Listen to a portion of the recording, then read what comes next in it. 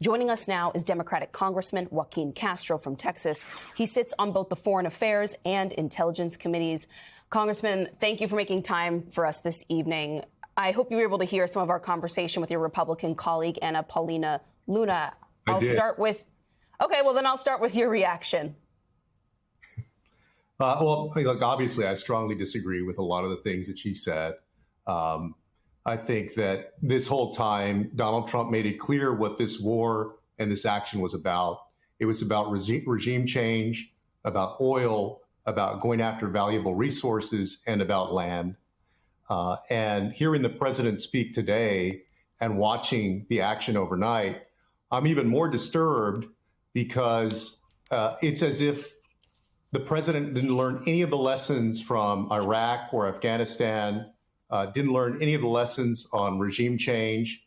And he's done a complete 180 from where he was as a candidate who pitched himself to the American people as a peace president, and now has taken us to war in Venezuela, has overthrown their leader, and is threatening to take us to war in places like Colombia and Mexico as well.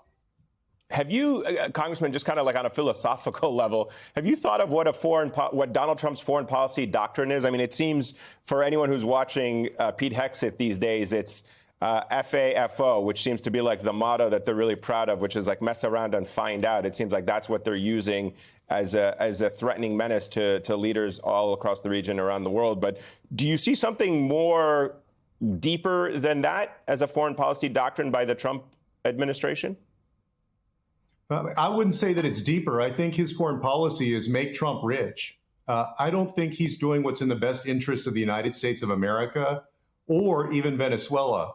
I think he's doing what's in the best interest of himself and a small circle of cronies that he's going to help take over industries in Venezuela and make billions of dollars off of. And it's it's in a way, as an American, it's sad to say that about an American president.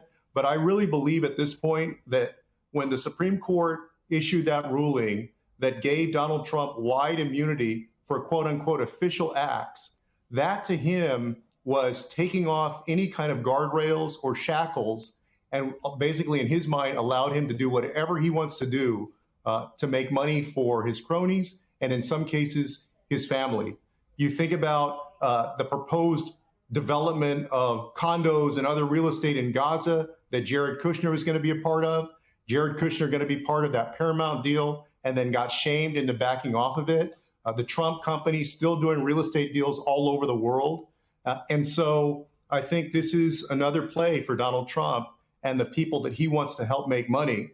And in the meantime, you have Americans right now who are losing their health care coverage because Donald Trump and the Republicans allow those health care subsidies to lapse. My own health care went up $200 a month. I'm having to pay $2,400 a year more myself, and there are others who are getting hit even worse. But besides that, you all know that the price of groceries, of childcare, of rent, of just about everything has continued to go up, and yet we're going to spend billions and billions of dollars to let Donald Trump and a small group of people, quote unquote, run and fix Venezuela. It makes no sense at all. So, Congressman, I know you're in the minority, but what can and what will Democrats do here? Because I think many of your voters, your supporters, they feel like these escalations, they just keep coming. I've seen people make jokes today about feeling like every morning they wake up and something new and illegal has happened domestically or internationally. And so what more are you going to do than just write some strongly worded letters and posts on X to express your displeasure? Well, I was part of drafting a bill that was considered on the floor along with Jim McGovern and Thomas Massie, Republican legislator, as you all know, a bipartisan piece of legislation that failed by 2 votes. If we had been able to pass that in the House, that would have been the first step in preventing what happened overnight and forcing the president of the United States to come to the Congress to get permission to do what he did. I asked Marco Rubio, the Secretary of State, directly at the briefing that they gave us in that last week of December before the holiday break. I asked him whether they would come to Congress for an AUMF, for permission to do this kind of thing. And he said, we will come to Congress and seek approval for anything that requires an AUMF, but we haven't started making any plans for any kind of land strikes or land invasion. Well, that obviously was not true. They didn't come to Congress at all. In fact, they waited until Congress went on break to take this action.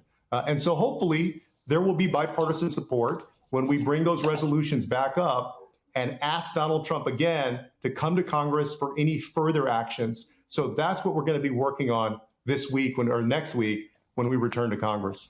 Does this whole thing have Rubio's fingerprints on it? We know that he has long wanted Maduro out, that he has his sights set on Cuba and elsewhere. So do you see him? You just said he lied to you. Is he fundamentally the person most responsible for where we are right now? Yeah, I mean, besides Secretary of State, remember, he's also the National Security Advisor. He's got like 4 different titles with the Trump administration. So as I mentioned earlier, what you see is a small group of people around Donald Trump who Donald Trump believes will do whatever he says. Unlike his first administration, where you actually had people who would buck him now and then, and he ended up hating and dumping all over in tweets over the years. Now he's got around him people that will do whatever he wants. And he's given them a lot of power to do that, whether it's Marco Rubio or Stephen Miller or a few other people. And so that's what we're seeing now. All right, Congressman Joaquin Castro, it's always a pleasure, sir. Thank you so much for making time for us this evening.